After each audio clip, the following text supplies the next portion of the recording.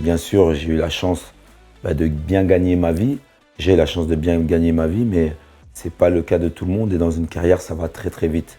Et donc, il faut bien sûr être concentré sur le sportif qui est la priorité. Mais il faut aussi prendre conscience qu'il y a aussi derrière une vie. Et ça, c'est très important parce que voilà, la vie, elle ne s'arrête pas qu'au football ou au basket.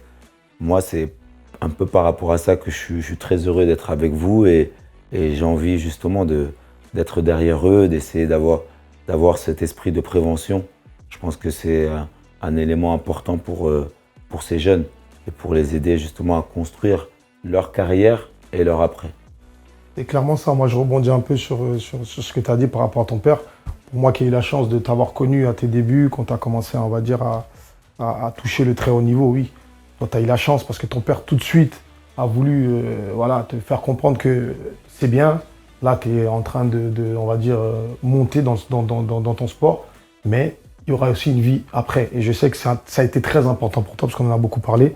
Et aujourd'hui, comme tu l'as dit, c'est pas tous les sportifs, tous les jeunes qui ont cette chance-là d'avoir, entre guillemets, des parents ou des proches qui vont leur dire « Écoutez les gars, à un moment donné, commencez à penser à la vie d'après, qui est généralement même tout le temps plus longue que la carrière. » Et c'est vrai que quand on a une personne de son entourage qui nous met déjà ce rappel-là de l'après, ça change déjà beaucoup de choses. Oui, c'est ça. En fait, c'est spécial ce que tu as vécu parce que même pour certains, les parents découvrent en même temps cet environnement-là. Ils ne savent pas comment aborder ça. Donc, c'est une chance que tu as vraiment. eue. Toi, tu as eu la chance vraiment sur ton père. C'est ton père ou même l'entourage qui... C'est rare d'avoir l'entourage qui pense comme ça. Ouais.